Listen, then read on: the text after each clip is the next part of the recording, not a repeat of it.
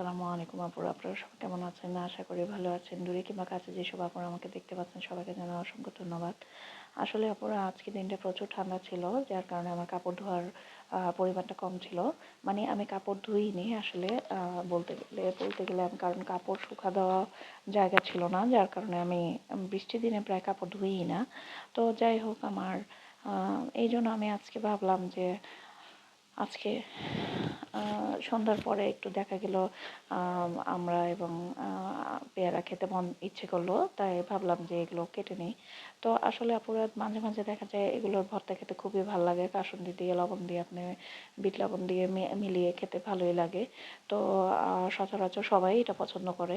আসলে মাঝে মাঝে দেখা যায় সবসময় তো আর নুডলস ম্যাকারনি ঘরের মধ্যে দেখা যায় মাঝে মধ্যে এগুলো রান্না করে, কিন্তু এই টক জাতীয় খাবারগুলো খেতে ভালোই লাগে, যেগুলোতে ভিটামিন সি আসলে এগুলোর ভর্তা খেতে ভালোই লাগে। তো আমি মাঝে মাঝে এগুলো বানাই। তো এই আর কি।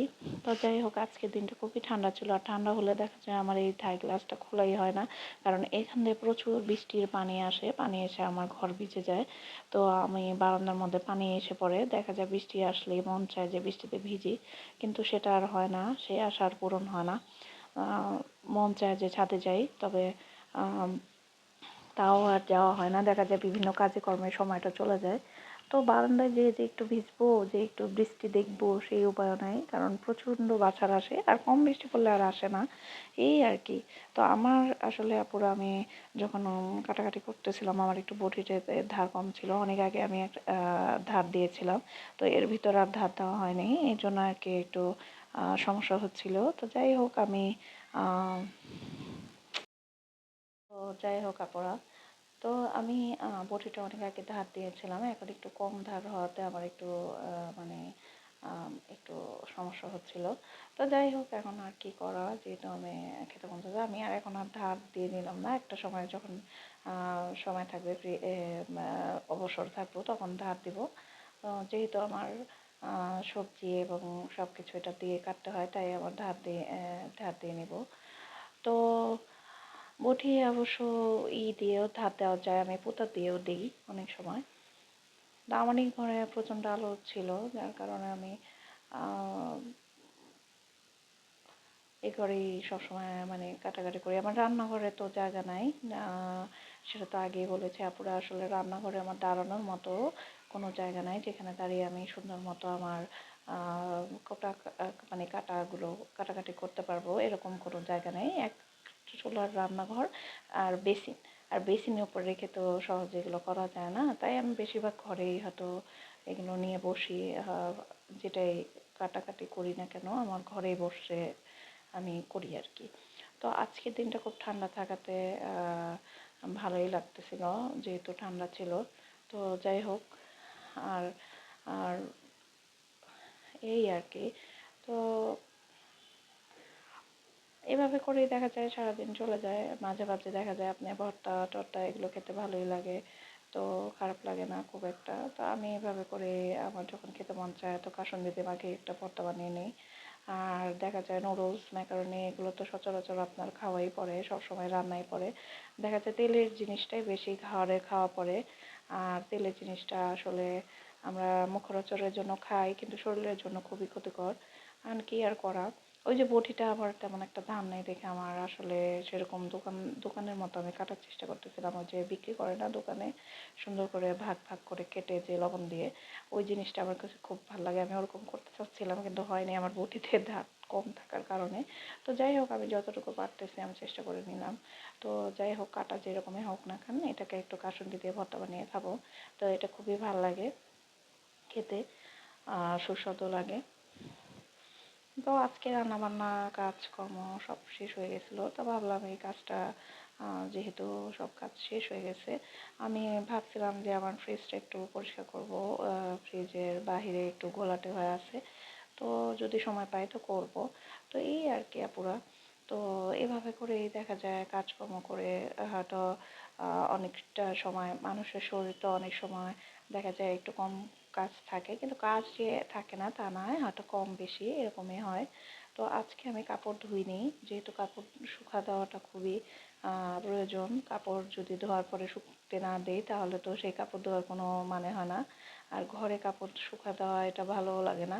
আর বারান্দা তো খুব মানে বললামই যে অবস্থা, যার কারণে আর বারান্দাও কাপড় শুকা দেওয়া হয়নি। তো এইভাবেই আর কি। তো আমার আমড়াগুলো খুব এলোমেলো হচ্ছে আপুরা, তোমরা কিছু মনে করো না। আসলে আমার বটির কারণে হচ্ছে। আমি কিন্তু এই আমড়াটা দোকানদারের মতোই কাটতে পারি সুন্দর করে। দোকানদার যেভাবে কাটে সেভাবে কাটতে পারি আমি। কিন্তু এখন আমার বটির জন্য আমার এলোমেলো হয়ে যাচ্ছে। তো আমি অনেক চেষ্টা করতেছি, সেরকম করা হয় না, ভেঙে যাচ্ছে আর কি। তো এই আর কি, যাই হোক, এখন এটাকে খাবো। তো এই আর কি কেটে নিলাম। ভর্তা মাখানার দেখালাম না, এটা তো সবাই সচরাচর পারে, তো একটু এই আর কি। তো এখন ভাবলাম একটু ফ্রিজটা পরিষ্কার করে নিই। আসলে দেখা যায় হাতে ছাপ পড়ে, তো তো একটু ঘোলা ঘোলা হয়ে যায় এই আর কি। তো পরিষ্কার করলে একটু দেখতে ভালো লাগে, ধুলাবালি পড়ে যায়। তো হাতের ছাপটা দেখা যায় ধুলাবালি তো তাও একটু একটা না একটা দিয়ে মুছলে উঠে যায়, কিন্তু হাতের ছাপটা একটু ঘোলাটে ঘোলাটে দেখা যায়। তো আমি একটু এটাকে শুকনো মোছার পরে পানি দিয়ে সুন্দর করে সাবান দিয়ে মুছে নিব। তো এই ঘরটা একটু তেমন একটা আলো নাই, একটু অন্ধকার লাগতেছে আমার কাছে, কেন জানি না, হয়তো লাইটের পাওয়ারটা কি কমে গেল কিনা তাও জানি না। আর দেয়ালের মধ্যে তো বিভিন্ন ধরনের আঁকা কি জানি না এগুলো কে করেছে, কিন্তু আমরা এসেই দেখেছি এরকম। তো আর কি করার। তো এই অবস্থা। তো আসলে দেখা যায় আশেপাশে খুবই নয়েজ হয়, কি করলাম, দেখা যায় আসলে। তো সকালবেলা দেখা যায় সব কাজকর্ম করে, তো এভাবে করে ফ্রিজটা আমি পরিষ্কার করে নিই, মুছে নিই। আসলে দেখা যায় সবসময় তো আর সময় হয় না, যখন সুযোগ পাই তখনই পরিষ্কার করে নিই এই আর কি।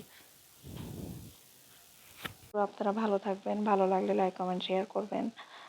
হয়তো এটা আপনাদের মানে সব কাজই তো আমার কাছে কাজ, হয়তো এটা হয়তো সাধারণ মনে হলো, এটাও একটা কাজের অংশ, তাই আমি করলাম, যার কারণে আমি আপনাদের সাথেও শেয়ার করলাম। যাক, ভালো থাকবেন, সুস্থ থাকবেন, সবার জন্য দোয়া রইল, এবং আমার জন্য সবাই দোয়া করবেন। তো খোদা হাফেজ সবাইকে আপুরা, ভালো থাকবেন।